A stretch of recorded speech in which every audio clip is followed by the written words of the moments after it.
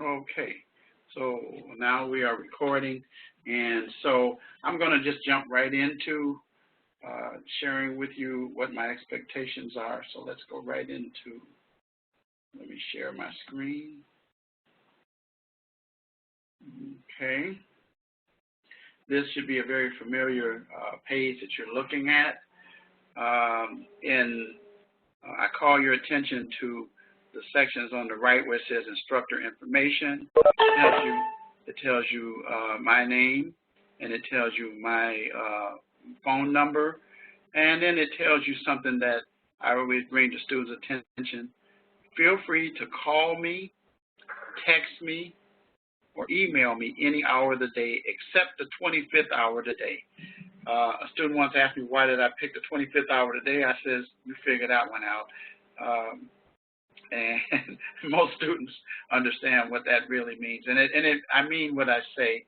I respond very quickly to concerns and issues of students, and I go beyond the requirements that they have set out for me, because you guys are very important to me, and my goal and job is to see you be successful.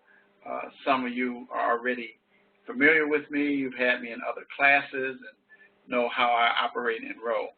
Now, I want to remind you of this additional course information. You're required to conduct research for week four, which is a written assignment involving hostage. That means that the sole source of your papers cannot be the textbook. You will lose 2 points for failure to conduct research. Also, the hostage assignment must include APA citations in the body and references at the end. You will find that citations and references are not really something that's necessary in this class except for that particular assignment. You won't do it with your other projects or other things that you do.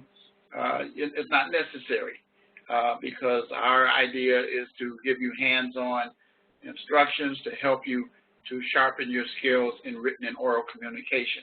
So that 1 week, that's the exception.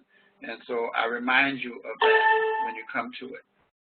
Then I want to point out to you our live lectures will take place starting next Thursday, and they will last an hour, and they'll be weeks 2, 4, 6, 8, and 10. So it's very easy for you to remember. If it's an even week, then you know there's a lecture that's taking place. I encourage students to attend the lectures. I don't get a big attendance at the lectures. I don't know why. Students sometimes don't say, well, I can look at the archive. Well, I tell students that it is better to be present for the live recording, because if something occurs to you, then I have a chance to answer it to you other than for you to call me or text me or email me. It is better for us to hear it in real time and be able to provide information. Kind of like what I like to do is create as close to possible the environment that originally was involved in teaching, and that is in the classroom. Well, of course, that's kind of hard to do because you guys are all over the country, but this synchronous session that we have gives us an opportunity to be able to share, and we become to know each other a little more. You hear my voice. Sometimes I hear your voice. Most of the time I don't. But the point of the matter is that we become more familiar, and you're more familiar with your instructor as a result, so that you're not just going through it, looking at materials, and you're sending material back to me, and I'm grading them and commenting. I'm actually going to be talking to you when I do these lectures. Now, I'm only required to do one the whole quarter, and that could be completed with today. But it is my position that students are more successful when they have more contact from the instructor. And so as a result, I took it upon myself. Originally, I was doing 11 lectures. I was doing one every week, including an open house. So, but then the attendance was down, just like now I have 2 students here. I think the most I've ever had in most of my lectures have been 6. But most of the time, it's around 2. Sometimes it's 1, sometimes it's 3, sometimes it's none, and I just record it and send out the archive. But I take advantage every opportunity that you can. I know there's conflicts sometimes that happen, but try to make it. There's only 5 that take place, and it's me personally. I want to maximize every opportunity that I can to learn in every class that I took as I went through my career in education and so forth and so on. So anyway, that's about the live lectures. So now I want to go back and share with you the welcome announcement that I sent to you earlier, and I gave you some tips about things that you should check on a regular basis. And then I also reminded you about our lecture schedule, as you will see it in several places. And then I told you to read the syllabus and stuff like that. Well, we're going to go over that as well. And then finally, for this week, every week you will receive an announcement. And in this week, we're going to deal with the basics of criminal justice communication.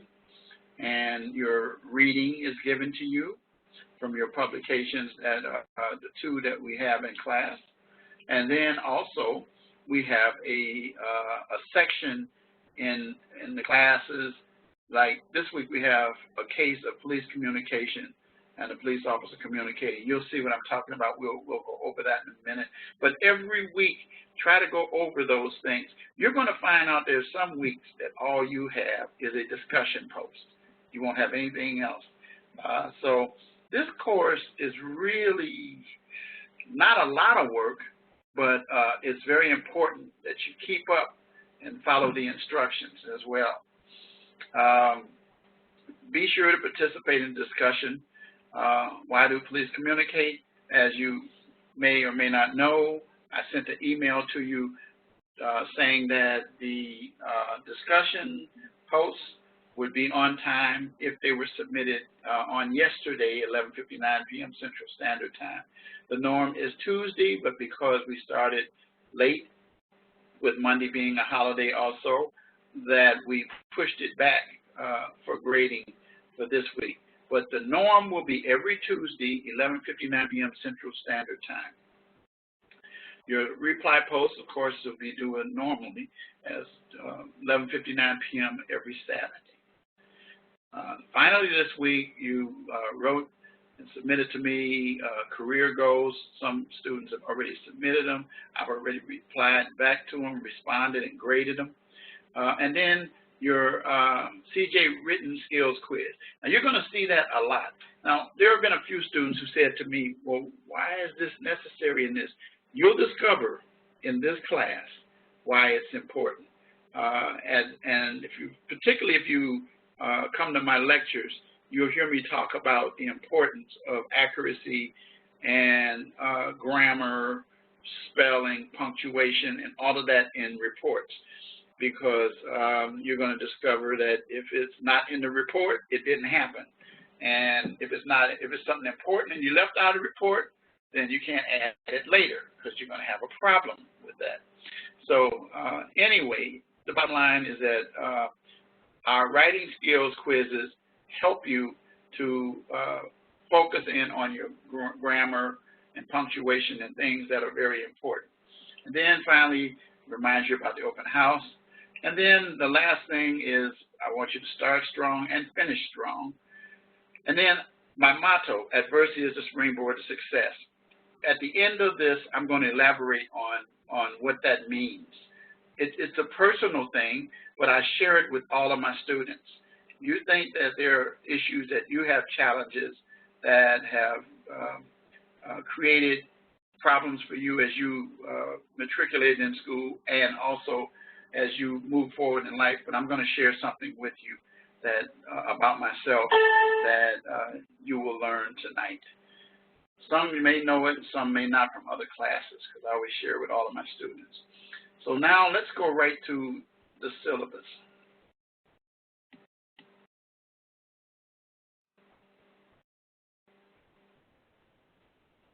Okay.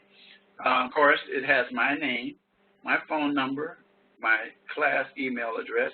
And then it also reminds you of what I posted on the first page about the assignment for week 4 and the requirement for APA in that. It lists the textbooks.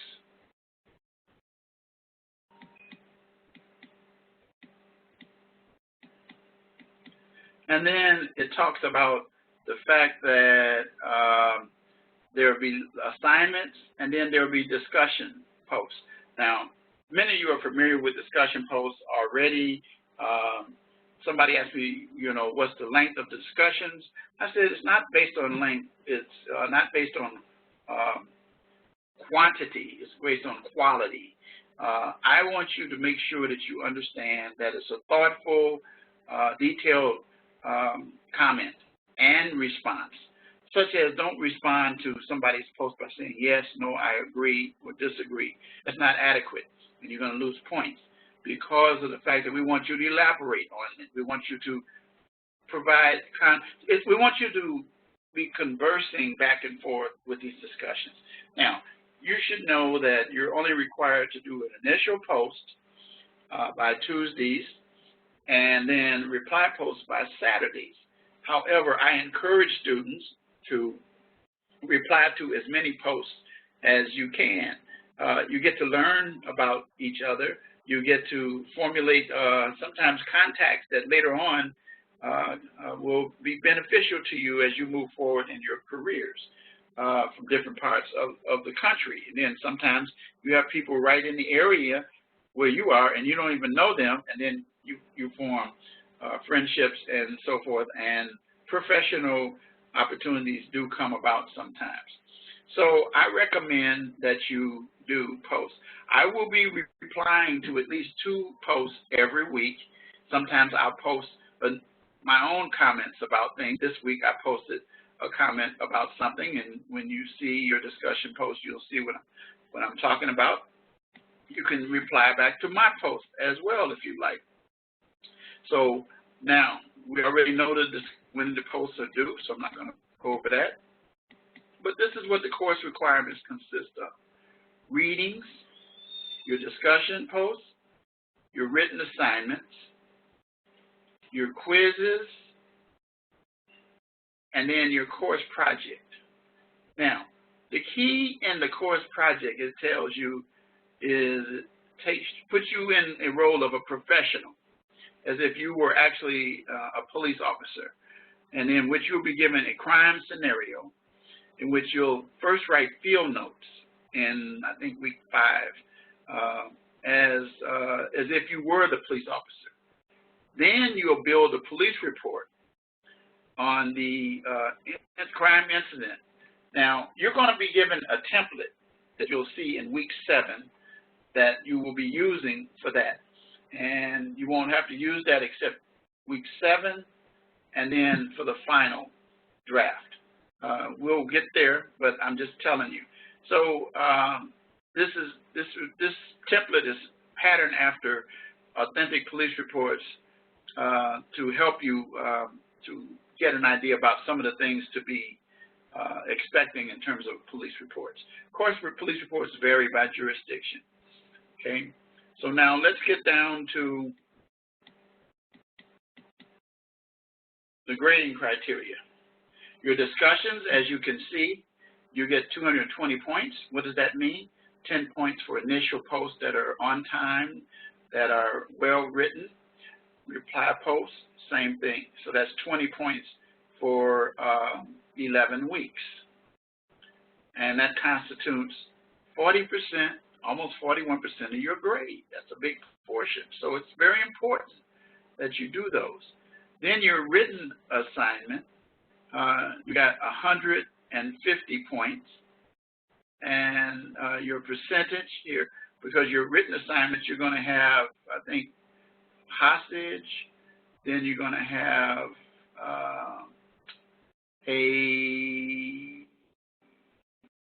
there are 2 other assignments. One, I know. Anyway, all of them involve preparing documents, things of that nature. So you want to score well on those. You're going to find that it's going to be very easy to do. Course project, 100 points. 100 points. And that constitutes 18.5%. And then your quiz is 70, for a total of 540. Now, here's the deal. Most of my students are right in this area here, A to B. I want to give you a warning. Do not call me, ask me, text me, email me, or anything. What do I need to do to get a C in your class? I will not answer that question. And the reason is because I don't have to tell you how to be average. I will tell you this, though, that if you want to succeed in your profession or in anything else, you want to be above average, especially with the tight economy and with jobs. As you know, those who are the cream of the crop, they get accepted. When I was in college, I worked, I raised kids, I studied on the bus, the L, the train. I didn't have a car. I went to school at night, worked 40 hours in a day, and like I said, I raised kids at the same time. But an undergrad, I did well enough that I was accepted into Northwestern University School of Law. If you know anything about that school, it's one of the top schools in the United States of America. Supreme Court justices have come from there, John Paul Stevens, governors, mayors, politicians, all kinds of people from everywhere, from all walks of life. Have attorney generals, U.S. attorneys, have all come from this institution in Northwestern. The point of the matter is that they wouldn't let me in if my grades weren't up in this portion, A. And even if I got a B, I had to explain what was the deal on that. But my average was usually around 3.75. That's what I kept it at as much as possible when I went through college while working. It's a very important thing to help you progress. So I'm not going to help you to be a C student. My requirements is to respond to your messages within 48 hours. I do that pretty fast. I don't like my inbox full. I've provided this information on the syllabus. I am conducting a live lecture. I already talked about my obligations in terms of that, and that I go beyond that. And then I facilitate class discussions. I will respond and reply to your discussion posts and then things of that nature. You'll find me actively involved there. And when you communicate with me, as I already told you how, include your first name, last name, as well as the course. You don't have to have the number, because I'll know it anyway. Because of the fact that I have so many students, I need to know who I'm communicating with and what the issue is that's involved there. So now, we've identified in this college that there are certain skills that you need to probably include in every course that you take. And we give you opportunities to do so because these are what we call transferable skills. And the reason they're transferable is because they're transferred from education to the real world. And you're going to recognize how each of these operate. And so that's how we teach. That's how I teach. That's how I reach my students to be successful in terms of the content of the courses that I teach. First thing is communication, critical. Well, look at the course you're in. You're going to learn a lot about how important communication is, why communication is. And I say this without hesitation, that in the criminal justice field, communication is essential. Essential. You're going to be communicating with people from all areas. In fact, you're going to have a module that comes up where you're going to get a little Espanol, Spanish. And somebody said, why Spanish? Well, that's because the fastest growing population in the United States is Hispanic. And so you're going to, in many urban areas, you're going to run into a Hispanic person. You're going to work with Hispanic people. So anyway, the point of the matter is that that's just one of the languages. The point of the matter is you have to be able to communicate. Critical thinking. You have to be able to provide assessments reasons why you answer certain things, not just giving information. Computers contain information, but the computer doesn't understand how they got that information because it's based on a program.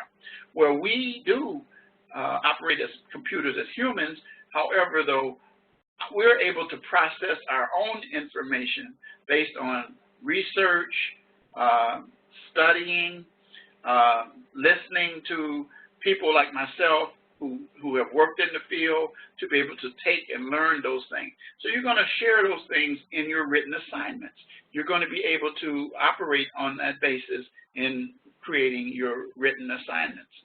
Digital fluency. Everything now is moving toward digital. You have to be fluent in that.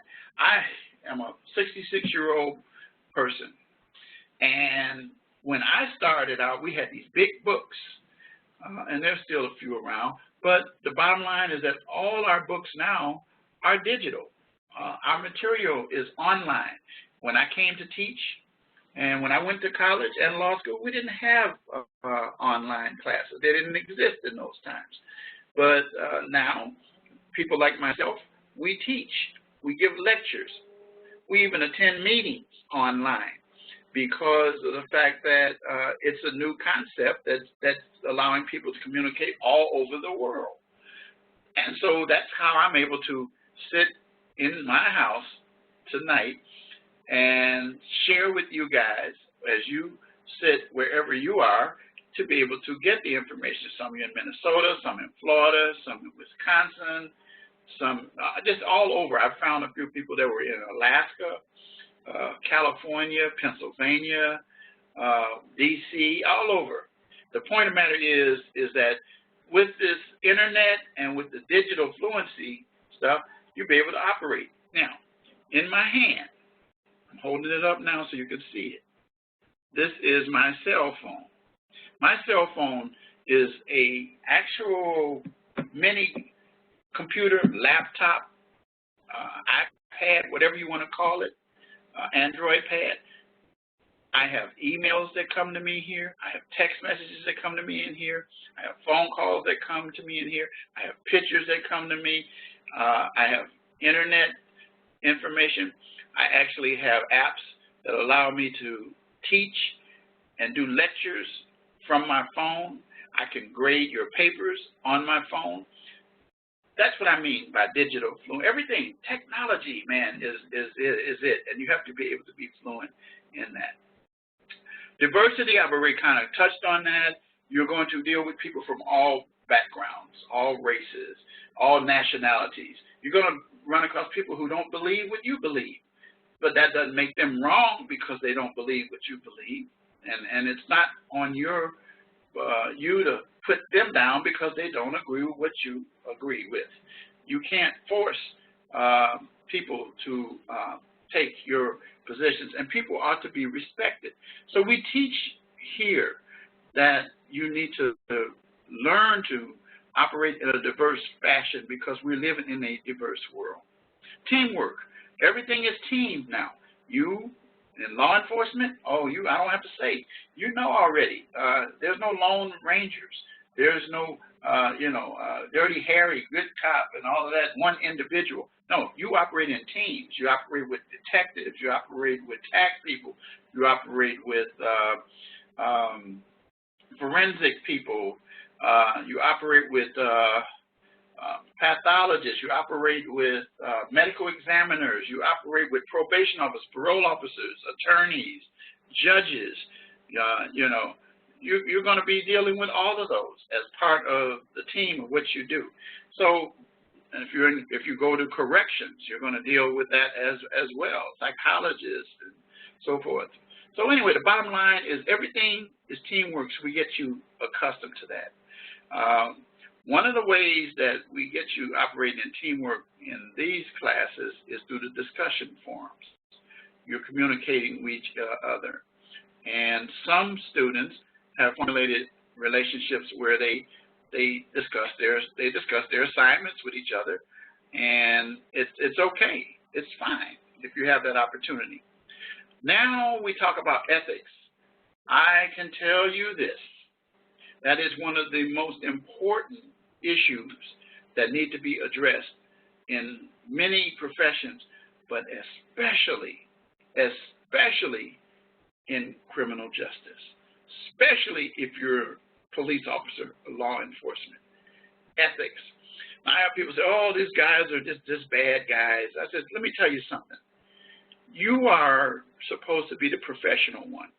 These people have issues because of a number of things that have happened to them in their lives. However, yes, eventually you have to run across a situation where you might have to take a life, but you hardly ever want to do that. I was a part-time police officer for 4 years, and I never fired my gun one time. Never, ever, ever. And for a number of reasons. If you fire your gun, your paperwork is tremendous. But anyway, the point of the matter is now there are all kinds of things happening. And then there are instances that are happening where police officers are being indicted. And people say, oh, well, that's unfair. No, it isn't unfair. If you're not doing the job properly, then you're going to be held accountable for it. There are some police officers who are doing their job and then they go beyond it, excessive force cases where they have killed people and been charged with murder. And, you know, there's one real big one going on here in Chicago, the Laquan McDonald case. The point of the matter is this, and then what happened is that the reports that were written by the police officers didn't match the video that came out later that demonstrated that their reports were the opposite of what really happened. And they were trying to do the old code of silence and the cover-up, and some of them got indicted and charged. The point of the matter is you need to operate ethically, professionally, and responsibly. And so I begin that here in class.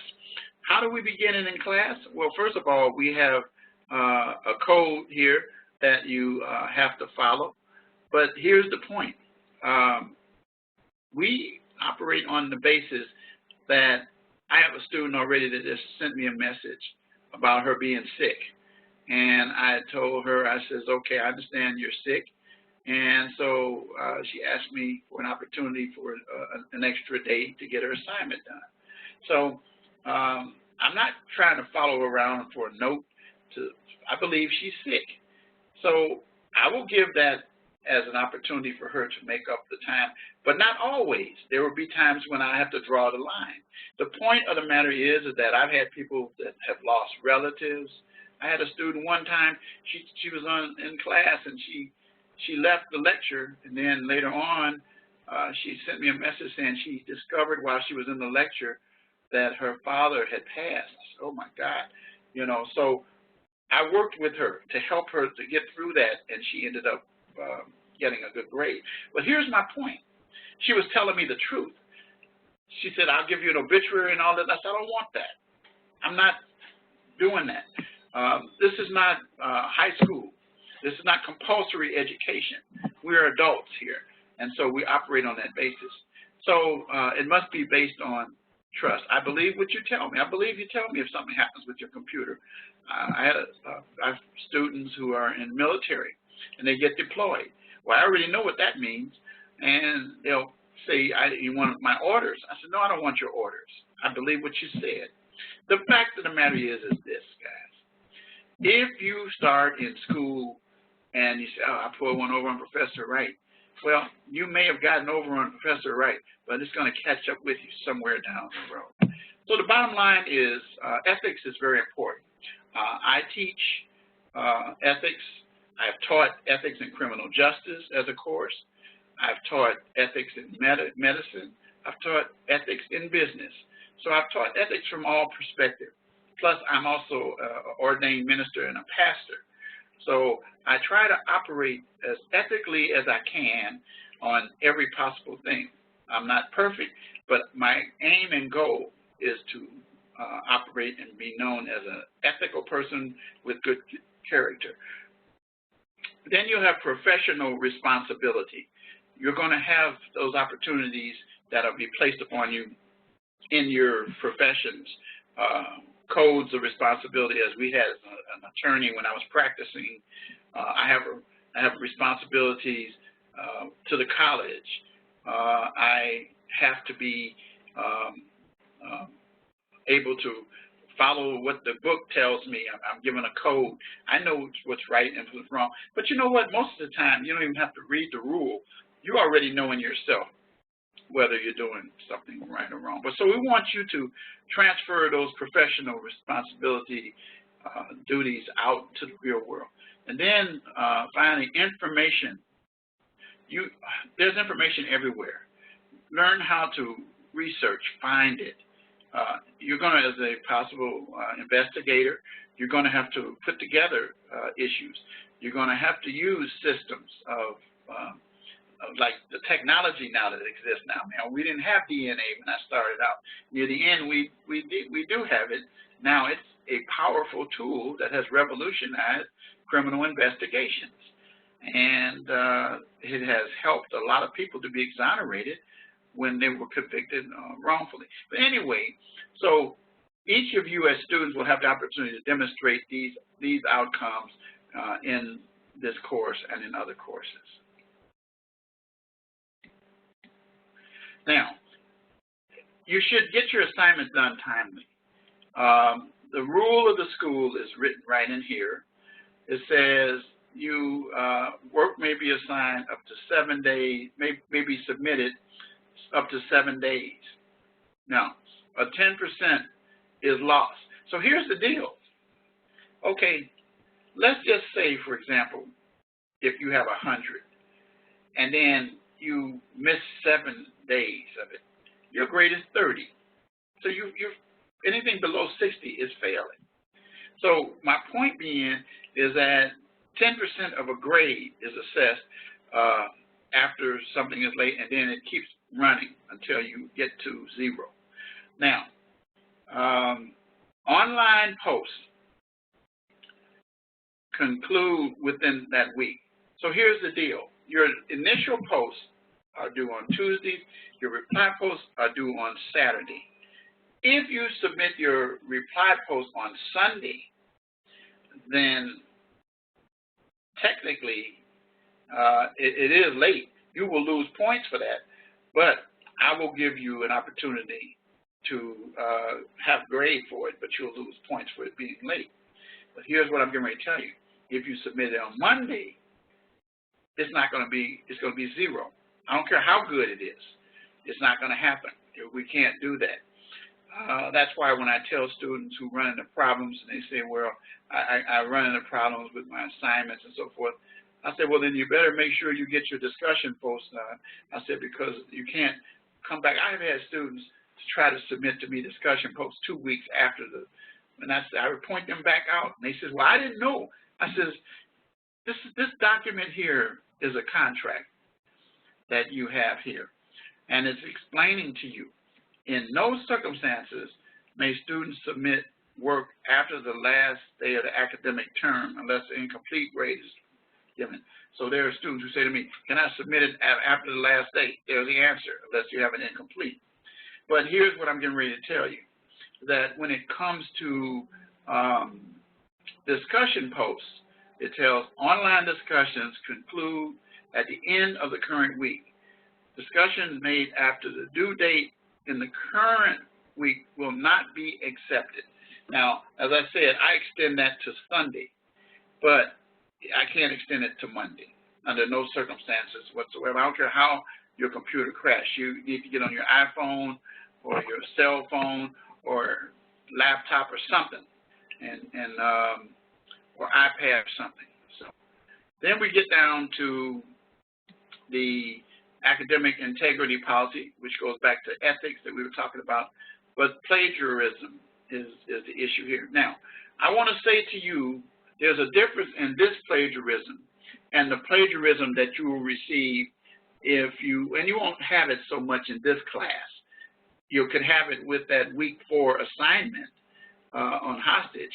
Here's the deal. Use Grammarly. Grammarly is a process in which we run all your written papers through. Your reports and things like that, I'm not going to be running through. The only paper that I'll run through Grammarly in this class is your week 4 written assignment on hostage. and I will be running that through. Let's say, for example, if I run it through and it says 50% of the material in there is from sources that you discovered during your research, then your grade is going to be 50% reduced. Anything above 25%, you're going to start to lose that percentage. So it's very important. So if you're not familiar with Grammarly, I think you should make sure that you go into the resource tab in the classroom, which I'll show you near the end. It's not really that big a deal. I'll show it to you. So that's it for the syllabus. All right, I'm going to do a lot of talking today because I'm trying to give you information now. So now let's take a look at our course calendar.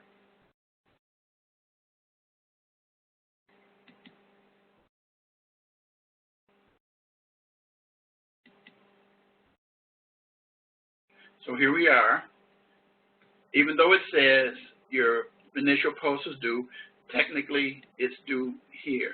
But I didn't change it over there because I'm going to reuse this same calendar next quarter, and then it's not going to be a holiday, and then it's going to throw off the calendar. So I just left it there. So instead, I sent each of you an email, which I'm sure you got, that lets you know that I will not be penalizing you this first week if your discussion posts, the initial ones, are posted on Wednesday.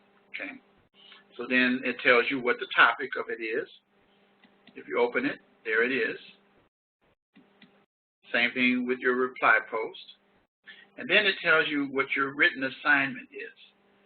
And it says here, career goals. And so you guys are submitting those. And once again, you don't have to have citations and references for that. And then your skills quiz that you have to do as well. And so then you go to the following week. Now, our first live lecture will be next Thursday, and same time, last an hour, and I will be sharing with you information about that particular module for week 2, as well as talking about some other things. So each week, this calendar is laid out all the way to the end. So feel free, you can go and look at it. You can go to February, and you go all the way to March. Well, March 17th is the last day of class.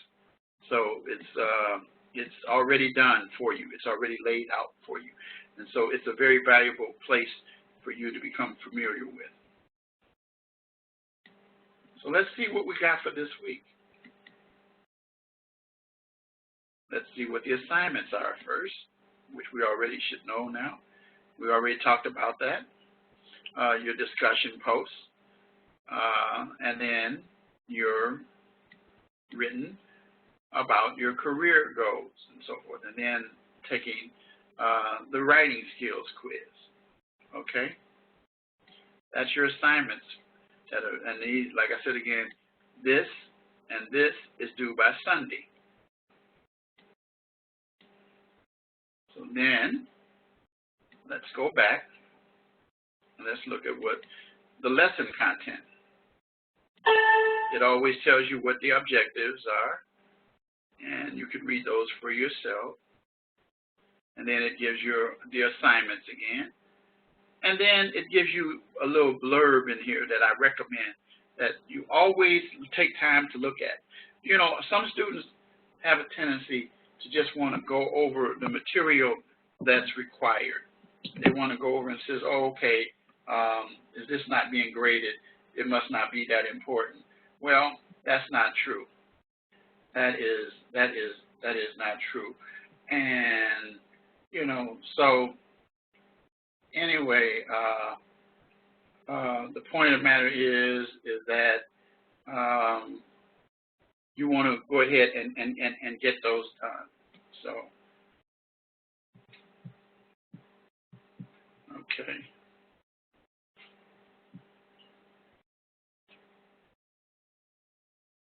All right.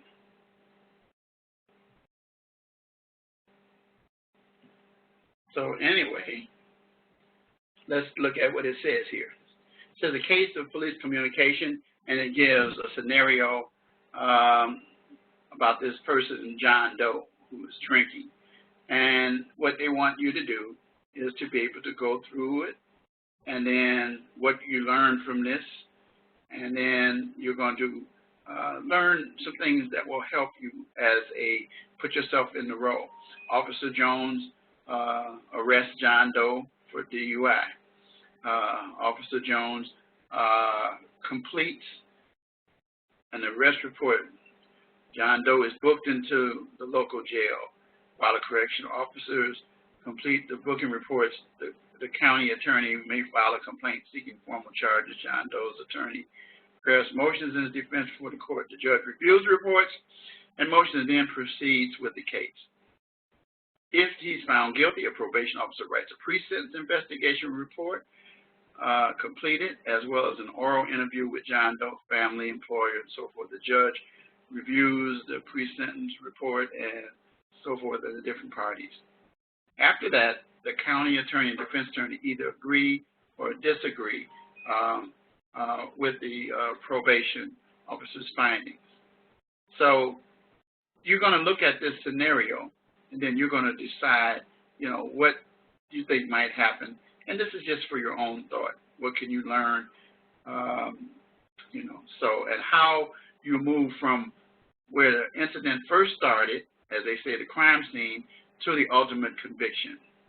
And there's a lot of communicating and writing that takes place, like reports. You already saw right here several reports, motions. You saw pre-sentence investigation.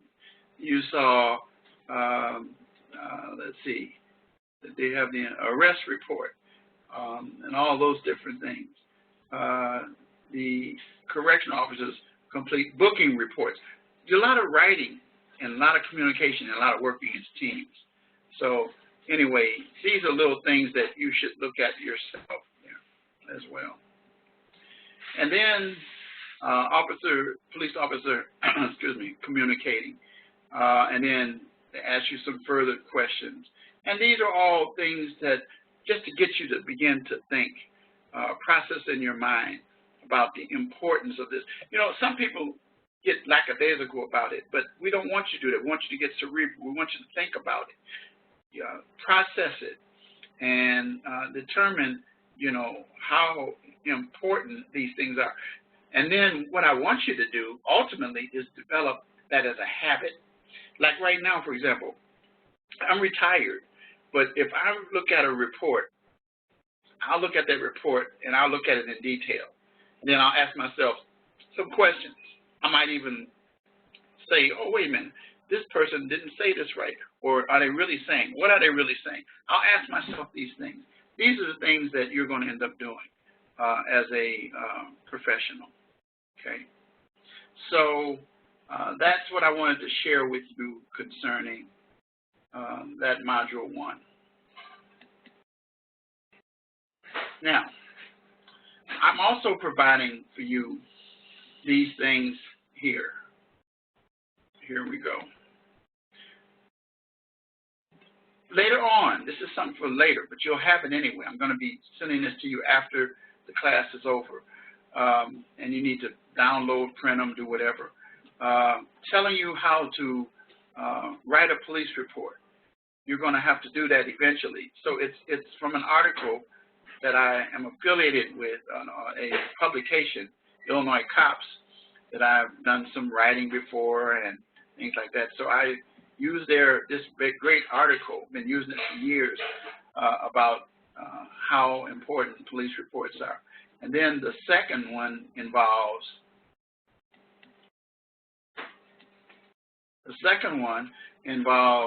interpersonal leadership skills. And that'll help you with getting your mind on how to operate as a leader in law enforcement as well.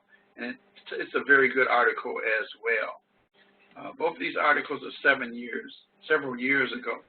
You see, 2014 is when they were written, but I've been using them quite a bit. So you want to take that. So I'm going to send that to you. Now, let's get to our grading criteria for everything but the course project. I'm going to give you that in a minute. And this pretty much applies only to that week 4 assignment.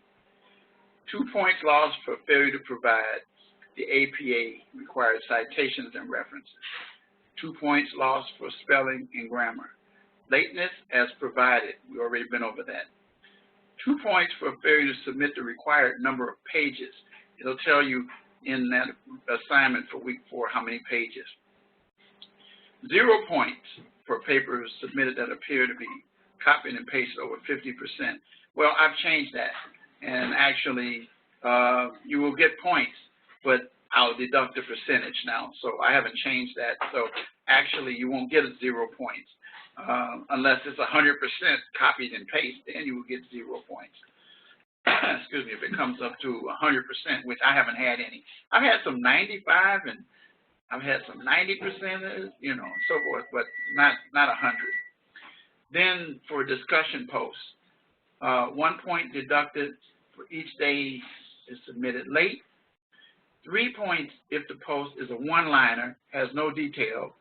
Each post should be discussional and informational. We've already kind of talked on that. 0 points for posts submitted the week after all posts are due, such as submitting a post after, that's supposed to be after the Saturday deadline. So, but that's really, I extended that to Sunday now.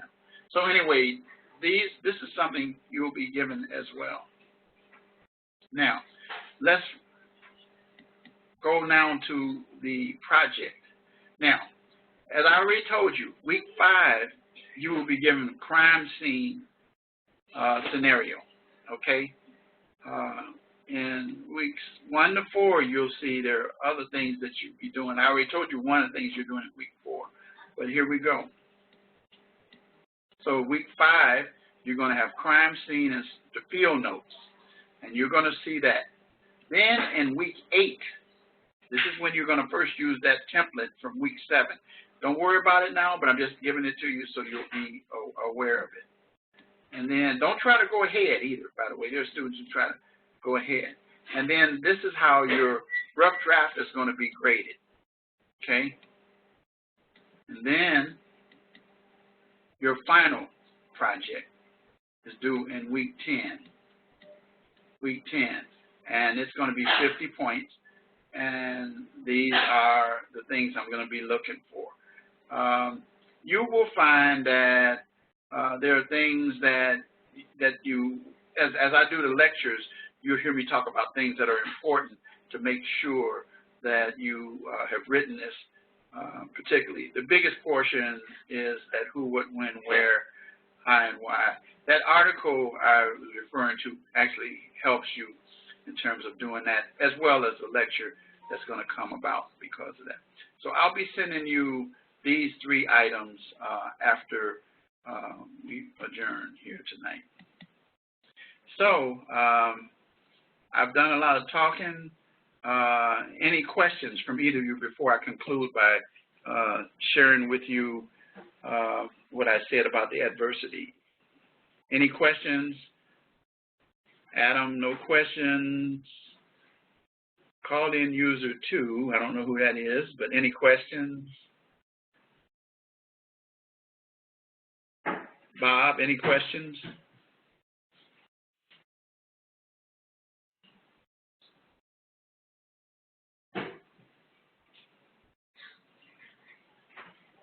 You can just type in, I'll see it. No questions, okay. All right, so the call-in user, I guess they have no questions. They haven't typed anything in. So anyway, having said that, I'm going to conclude with just sharing with you something. Now, my goal is to produce very good criminal justice professionals.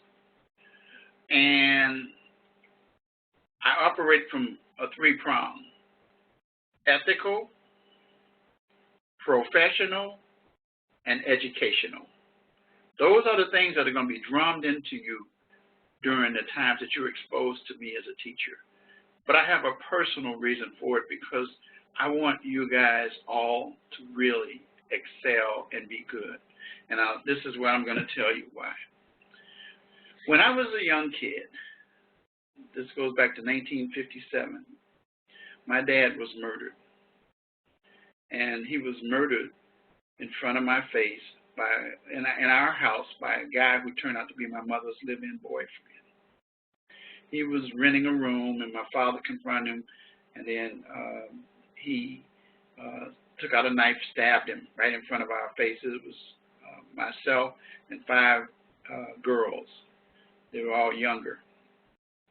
Well, he didn't go to jail for that. It was a legal technicality. So he continued living in the house. And so I had to live with this man. And during that next 5 years, he beat my mother profusely on a regular basis. So I actually grew up in a home of domestic violence. And he would go to jail. She would go get him back, bring him back home. And in the meantime, she had 2 more kids by him. They were girls. So in 1963, he killed her. This time, he was sentenced to 10 years. But then I would find out that 10 years meant 5. And then I would find out that for good behavior while he was in, he could potentially serve 3.5 years. By this time, I'm 14 years old. I'm very troubled, very concerned. I feel like this is not something's not going right here. And when I don't think something's going right, I ask questions. And I started asking questions, and finally my question landed with someone who said to me, "Richard, there's nothing you can really do about this. This is just the way that the system operates." I said, "What system?" They said, "The legal system." I said, "The legal system? Tell me about it." They said, "Well, lawyers, they operate and control it. You have all kinds of things that happen." So I said, okay. I went to the library, and I asked for a book. I was 14, on lawyers or attorneys. And I took that book and read it cover to cover in one night. And guys, the next day, anybody I met after that, I told them, "My name is Richard Wright, and I am going to be a lawyer." Well, the story goes on that after that, I ended up graduating, went to junior college at night, got a job in a big law firm. This was corporate law at first. I started in their mailroom. So when I got in that job, I told all the lawyers I would meet that I wanted to be a lawyer. And I said it constantly. So what happened is that they wanted to see what I was made of. So then they took me out of the mailroom and made me a file clerk. And then I became a law librarian. And then they found out as a law librarian that I knew how to research. And because I knew how to research, they turned me into what's called a law clerk, and today it's called a paralegal. So I learned how to write briefs and memos. I learned how to research the law. I was doing stuff that you don't do until you go to law school. But here's all part of what I was driving towards. So then I did well. Grades were up, studying on the train, on the bus, working from 8:30 in the morning until 4:30 and having to be in class at 5 o'clock, carrying books at that time, big books, guys. I'm talking about 2 briefcases of books, and I went through it. Well, I got accepted to Northwest University School of Law, and while I was there, I continued studying, and I met a gentleman who would become a judge, and he told me, I told him my story, and he says, if you want to be a lawyer, you want to learn how things work, be a defense lawyer, defend criminals. Now that sounds kind of odd, but that's exactly what he said, and I knew he knew what he was talking about because he was a great defense attorney. So I didn't have any hesitation with doing it, but I let all of my clients know what my background was. But guess what? I was very successful in representing those people. I also had conversations with them about accountability as well. But the point of the matter is that I continued to move forward. I did very well with juries because I had a photographic memory I would discover. And I remembered things that a lot of people didn't. And that's part of why I can still remember what happened to me as a child. But I took those things and I ended up moving forward. I left a big law firm after becoming an attorney and started working with some other guys. I didn't like their ethics, so then I started my own practice. And my biggest area was criminal law. I had other things going, but I had other people doing those things. The point of the matter is that I was good. And then I would find myself in a situation where a client, a municipality, I became their village attorney. And I found out that there were problems going on in that town. So I became a part-time police officer working, and I was carrying a gun. I never wore a uniform. I always had a shoulder holster, but I had all the stuff that went with it. I did raids and all kinds of stuff. And then I became an internal affairs investigator when one of the police chiefs came in after one of the guys was indicted, and I would discover all the things that were happening bad. And I did that. So I ended up going to seminary, 91 to 93, and then became a minister, and then in 2000 I retired from being a lawyer to pursue a career in ministry and taught special education for a few years, ran some businesses, and then in 2011 I would find myself applying for an adjunct position at Rasmussen College, teaching business law, but I let them know quickly that I was a criminal justice person, so I became an adjunct teaching criminal justice. And then they realized the value of me, and I got a full-time position as state program coordinator of the School of Justice Studies in Illinois, where I was responsible for the entire Illinois program.